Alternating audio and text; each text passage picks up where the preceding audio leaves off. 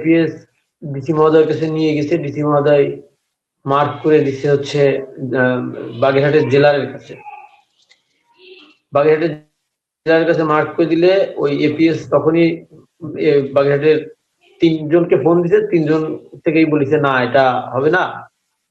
তখন আমরা বলছি যে হবে না কেন? বলছে যে আপনারা কি করতে পারেন, জেলারের সঙ্গে যে যোগাযোগ করেন। কি ঘটেছিল? তিনি কেন প্যারোলে জামিন পেলেন না? কি ঘটেছিল? মানে আমাকে যদি একটু বলতেন, আমরা একটু একটু শুনেছি। জি। যখন আমি এই সংবাদ পেলাম তখন আমি ঢাকায় ছিলাম। আমি ঢাকায় ফেরার পথে আমি আমার মামাকে ফোন দিয়ে বলি যে মামা তুমি প্যারোলে মুক্তির ব্যবস্থা করো। এর আগে একবার আমার দুলাভাই যখন মারা গেছিল, 5 মাস আগে আমার দুলাভাই যখন মারা গেছে তখন আমরা প্যারোলে মুক্তির জন্য আবার আবেদন করছিলাম। তখন কারা কর্তৃপক্ষ বলছে যে এটা আপনাদের ব্লাড কালেকশন না, এই জন্য এটা দেওয়া সম্ভব হচ্ছে না। তারপরে আমরা ওই সময় মেনে নিচ্ছি যে আসলে এটা হতে পারে, এটা কার নিয়ম। এই জন্য আমরা আমাদের লয়ারের সাথে কথা বলি। বাগেরহাটে আমার ভাইয়ার কেসগুলো যে মানে চালায়, লয়ারের সঙ্গে কথা বলি, অ্যাডভোকেট পলাশ ভাইয়ের সঙ্গে। পলাশ ভাই বলে যে একটা ফরওয়ার্ডিং করতে হবে। পলাশ ভাইকে দিয়ে সেই ফরওয়ার্ডিংটা আমরা হোয়াটসঅ্যাপে এনে আমরা প্রিন্ট দিয়ে 20 টাকার একটা ওই যে স্টাম্প না কি জানি বলে ওটা আপনার মানে করতে হয়, হ্যাঁ, ওইটা দিয়ে আমরা একটা রিসিভিং কপি নিয়ে আমার মামা এবং আমার এক ছোট ভাই আপনার ডিসি অফিসে যাই। ডিসি অফিস থেকে ডিসি অফিসের বাংলোয় গিয়েছিল, কারণ ওই দিন ছিল শুক্রবার। তখন ডিসি অফিসে যখন গেছে তখন আমার মামা ডিসি অফিসে ডিসি স্যারের মহোদয়ের সঙ্গে কথা বলতে চাইছে। তখন ডিসি মহোদয়ের এপিএস বলছে যে কথা বলা লাগবে না, আপনি পেপারসটা আমার কাছে দেন। তখন পেপারসটা ডিসি মহোদয়ের এপিএস এর কাছে যখন দিছে তখন এপিএস এর কাছে যখন দিছে তখন এপিএস ডিসি মহোদয়ের কাছে নিয়ে গেছে। ডিসি মহোদয় মার্ক করে দিচ্ছে হচ্ছে বাগেরহাটের জেলারের কাছে। বাগেরহাটের জেলার কাছে মার্ক করে দিলে ওই এপিএস তখনই বাগেরহাটের 3 জনকে ফোন দিছে, 3 জন থেকেই বলেছে না এটা হবে না। তখন আমরা বলছি যে হবে না কেন? বলছে যে আপনারা কি করতে পারেন, জেলারের সঙ্গে যে যোগাযোগ করেন। আমাদের বলছে জেলার সঙ্গে যে যোগাযোগ করতে। আমরা বাগেরহাটের জেলার সঙ্গে যে যোগাযোগ করছি। বাগেরহাটের জেলার আমাদের বলছে যে আপনারা এখন যে আইন এবং নিয়ম কানুন অনুযায়ী আপনারা কি আপনারা আপনাদের লাশ নিয়ে যেতে পারবেন, কিন্তু আপনারা প্যানেলে মুক্তি পাবেন না। তখন আমরা বললাম কেন মুক্তি পাবো না? এটা তো তার ছেলে এবং তার এবং জীবনের শেষ দরকার। তখন বলে যে এটা তো ডিসি মহোদয় জানে। তাই আমি বলছি ডিসি মহোদয়, সে বলছে ডিসি মহোদয় আমার অভিভাবক ডিসি মহোদয় জানে। তাই আমি বলছি যে মামা বলছে যে ডিসি মহোদয় তো আপনার কাছে পাঠাইছে।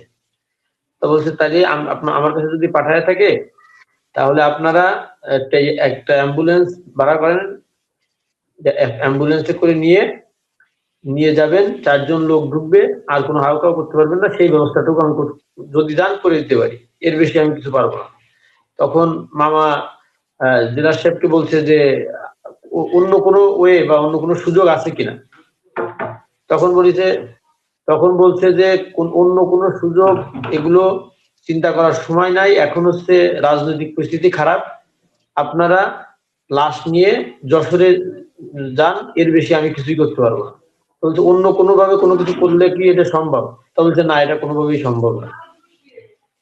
যশোরের বাগেরহাটের জেলার এটা বলে যশোরের জেল সুপারের নাম্বার আমাদের দিছে যে আপনারা যদি এটা যান তাহলে এই জেল সুপারের সাথে কথা বলবেন, আমাকে রওনা দেওয়ার আগে আমাকে ফোন দেবেন। তখন আমরা ওই সময় বলেছি তাহলে ঠিক আছে, আমরা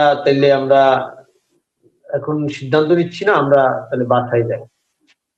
পরে বাসায় এসে আরো কয়েক জায়গায় কথা বললাম। সবাই বলতেছে যে পরিবেশ পরিস্থিতি মনে হয় দেবে না। তারপরে আমরা বিভিন্ন জায়গায় যোগাযোগ করলাম। পরে যশোর জেলা প্রশাসকের কার্যালয় ওইদিন বন্ধ ছিল, লোক ছিল না। একটা লোকের সঙ্গে আমি একটা লোক পাঠাইছিলাম। ওই লোক যে বলছে যে এইখানে আমার এক আত্মীয় মারা গেছে, তার এখন সেই যশোর জেলে আছে। তখন বলছে যে মামলা কোথায়, বলছে বাগেরহাটের। তো বলছে যে এটা তো বাগেরহাটের ডিসি মহোদয় সবকিছুর সমাধান করবে জেলারের মাধ্যম থেকে। তখন আমরা 11টার সময়, পরের দিন সকালে, শনিবার সকালে 11টার সময় যে জেলার সাহেবের সাথে দেখা করলাম। দেখা করে জেলার সাহেব বললো ঠিক আছে, এই যে জেল সুপারের নাম্বার নেন, যখন রওনা দেবেন তখন আপনি আমাকে একটা ফোন দেবেন, আমি এখানে কথা বলে রাখবো। আমি এইটুকুই করতে পারি, আর বেশি করতে পারবো না। আমাদের যে যশোর জেলায় আমাদের যে আবেদন করতে হবে বা এই ধরনের কোনো কিছু আমাদের বলেন নাই। আমাদের বলেছে আমরা এর বেশি কিছু করতে পারবো না, আপনারা এর বেশি পাবেনও না। এটাই হচ্ছে। তারপরে তো কি হলো, আমরা নিয়ে গেলাম ভাই। আমার আমি আপা আর আমার যাওয়া আসায় 7 ঘন্টা লাগছে। আমি 7 ঘন্টা আপনার করছি, জার্নি করতে পারছি আমার লাশ নিয়ে। আমি কি যশোরে যদি আমাকে ডিসি মহোদয় বলতো বা ডিসি মহোদয়ের পিএস, আমাদের সাথে ডিসি মহোদয়ের সাথে কথা হয়নি, ডিসি মহোদয়ের পিএস আমাদের ঢুকতে দেয়নি, ডিসি মহোদয়ের সাথে কথা বলতে দিন। তা আমাদের যদি বলতো যে বা জেলার যদি বলতো যে ডিসি যশোর ডিসি সাহেবের, ডিসি মহোদয়ের কাছে আমরা আবেদন করলে আমরা পেরোলে মুক্তি পাবো, তাহলে আমরা সেটা করতাম না।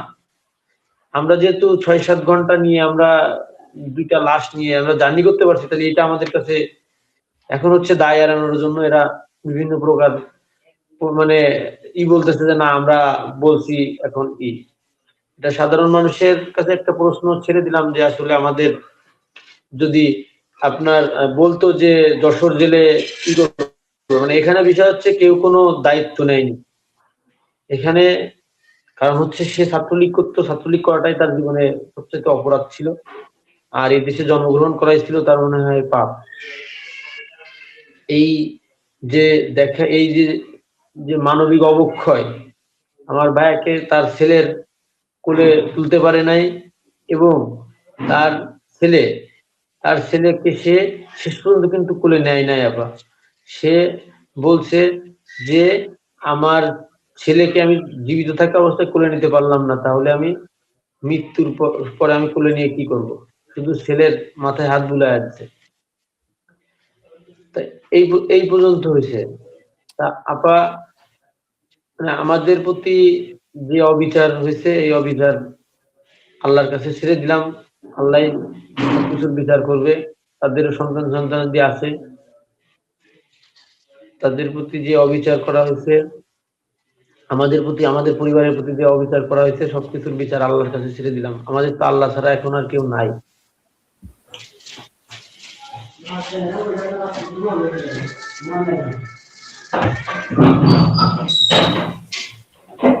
এমনিতে শহীদুল, মানে সাদ্দামের ছেলেটির বয়স মানে কতদিন বয়সে উনি জেলে গেছেন? আমার ভাইয়া যখন জেলে গেছে তখন ভাবি প্রেগনেন্ট ছিল। ভাবির ডেট ছিল 21 তারিখে, ভাইয়া অ্যারেস্ট হয়েছে 4 তারিখে। ও বাচ্চাটাকে আর কোনোদিনও কোলে নিতে পারেনি সে?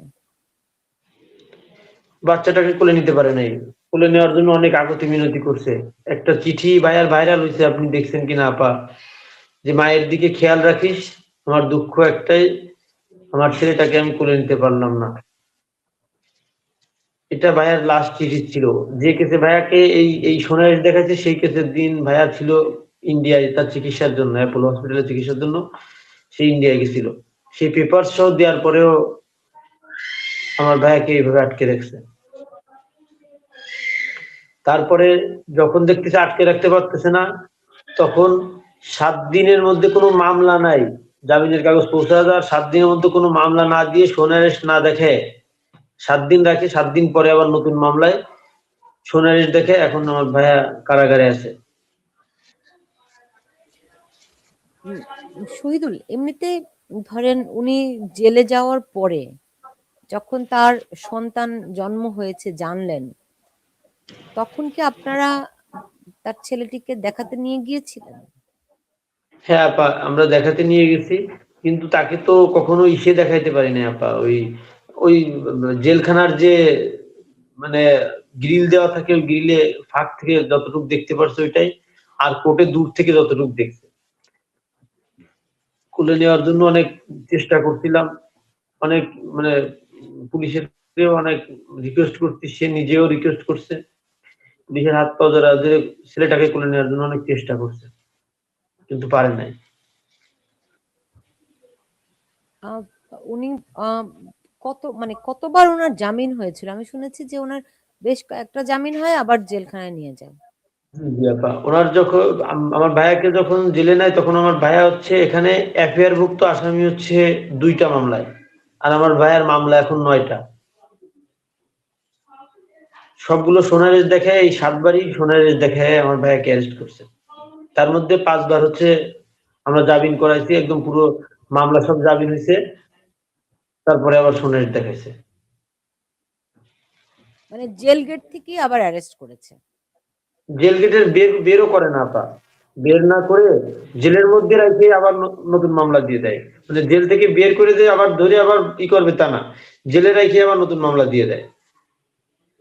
জেলের আমি আমি একটা মানে একজনের সাথে কথা বলছিলাম যখন এগুলো করতেছিল, তখন এক আইনের লোককে সাথে কথা বলছিলাম, সে বলছিল যে কারা আইনে আছে যখনই ঢুকবে আপনার ইসের জামিননামা যখনই ঢুকবে তার যত দ্রুত সম্ভব তাকে জেল গেট থেকে বের করে দেওয়ার দায়িত্ব হচ্ছে কারা কর্তৃপক্ষের। কিন্তু তারা আমার ভাইয়ার সকাল 9টার সময় জামিনের কপি ঢুকছে, মানে সকাল 9টার সময় ঢুকছে, রাত 9টার সময় কারা কর্তৃপক্ষ মামলা দিছে। এই এই যে 12 ঘন্টা, এই 12 ঘন্টা আমার ভাইয়ারে একদম শুধু শুধু তারা মানে কোনো কেস পাচ্ছে না। কেস দিতে যখন বাগেরহাটের কেস শেষ, তখন তারা শেষমেশ চিতেলমারির কেস দিছে। সেই 9-12 ঘন্টা আমার ভাইয়াকে বসায় রাখছে। আর আমার ভাইয়া থাকার কথা যশোর বাগেরহাট কারাগারে। আমার ভাইয়া যদি আজ বাগেরহাট কারাগারে থাকতো, আমার ভাবি এবং বাচ্চা মারা যেত না। কারণ আমার বাড়ি থেকে বাগেরহাট কারাগারে যেতে লাগে 10-15 মিনিট, কিন্তু ভাইয়া বাগেরহাট কারাগারে না থাকার কারণে ভাবি হতাশায়, ভাইয়া যদি ভাবির সাথে দেখা করতে পারতো তাহলে ভাবিও হতাশাগ্রস্ত হতো না।